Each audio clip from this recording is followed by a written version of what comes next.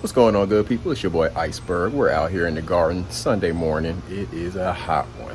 I mean, it's only 80 something degrees, but we had another thunderstorm last night, so the humidity is crazy. I've been out here, what time is it? I've been out here probably about 2 hours now, just doing some cleanup. I did a little bit of minor pruning earlier on some of my plants. We actually have some additions to the garden. As I told y'all in my video from yesterday, we went to a nursery. So we added some additions to the garden. So I wanted to show y'all some of our new additions. Let's take a look. So as I told you, I've been doing some cleanup out here this morning.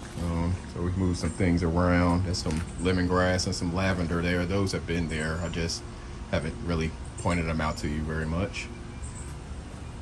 And over here, we got this guy from the nursery. It is I can't even remember what it is now.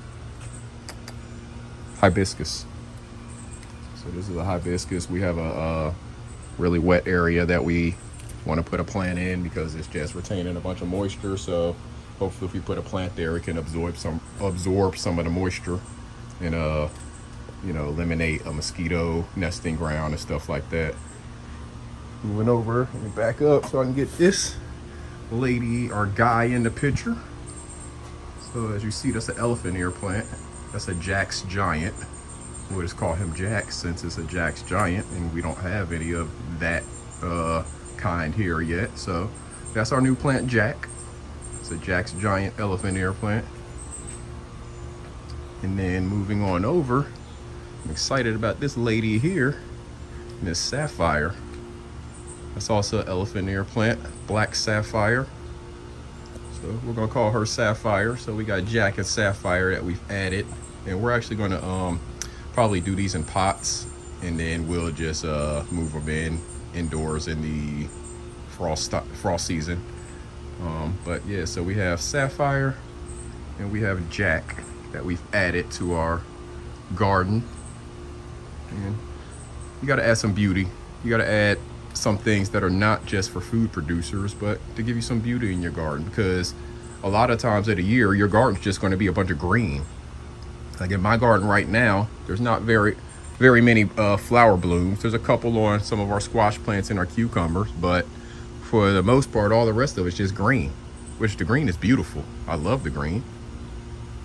But sometimes you want a different kind of green or even some other colors. So that's why we introduce beauties like this. Our black sapphire. They're still adjusting. We're, figuring out what they need in terms of the right amount of sun. Like yesterday when we brought her home, she got a little bit too much sun on this leaf here. So we moved her back here. She was in a different location. We moved her, so she looks like she's doing much better this morning. She got that rain last night and getting the sun this morning, but it's under my netting as opposed to getting that direct sunshine.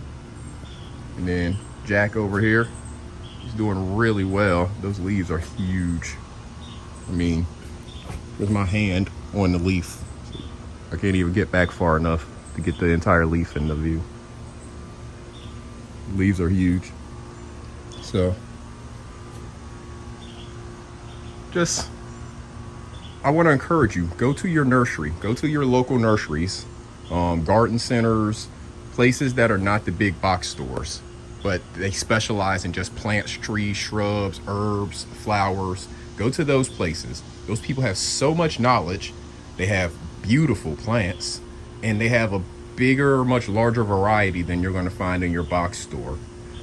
So go to your gardens, and normally these things cost a whole lot less in those stores as well. I'm not going to tell you how much we paid for these, but it's not as much as you probably would think for a plant this size, this mature, and this beautiful. So it's a whole lot less. I put it to you like this. The amount we paid for each one of these plants is less than most of you pay for cut flowers that you receive or send to a significant other or whatever. Like a bouquet of roses or some flowers in a vase or something like that. That stuff typically costs more than what we paid for each one of these, and these will last us for years as long as we protect them. They are perennials, so they can last for years as long as we take care of them properly, and they're just beautiful. And this hibiscus, we plan on putting it in the ground, but it's gonna have some beautiful pink blooms on it. And we've also gotten some bulbs of these elephant ear plants, different ones, but we got some bulbs that we plan to start, and hopefully we plan to plant some of those out at our land. So I showed you the crepe myrtles. We have a row of crepe myrtles that we're starting to grow alongside the driveway. I think we're gonna come back and do another row of maybe some elephant ear beds, you know, do a plant and then plant some other annuals or something like that around the bottom. But that's something that we're considering doing with some of the bulbs that we got. So you got to make your own sanctuary sometime. You just build it yourself. If you don't have it just naturally in the space where you are, build it yourself. Introduce some beauty to it. Some black sapphire, some Jack's Giant, or whatever plant you like to see, and make it your place of peace. I've been out here working. The 2 hours have gone by quickly, but it's been peaceful.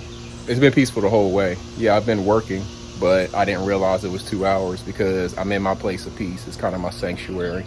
I know I'm doing things that's going to help me and my family be able to eat our own food, know where it came from, and know what's been put into it, know that it doesn't have any bad pesticides or anything like that on it. So doing all of this for my family, so it's a labor of love. Whenever you're doing a labor of love, it's not work, right? Whenever you love what you're doing, they say it's not work. So I love doing this. I love being out here in my garden. I love getting my hands in the dirt, making my area look nice, making this sanctuary what we want it to be for my wife, especially. She loves coming out here. She'll come out here, drink her tea, maybe listen to some music, read a book, do some yoga, whatever. So I love doing what I need to do to make this the sanctuary for us. You can do the same for yourself. It just takes a little bit of action. Today is Sunday. I've challenged you. Each of the last 3 Fridays, I've challenged you to plant something, to get the materials to plant something, just to take some action. Have you done it yet? It's Sunday again. Your weekend is almost over if you rely on your weekends to get this type of work done. What have you done? Have you taken the action?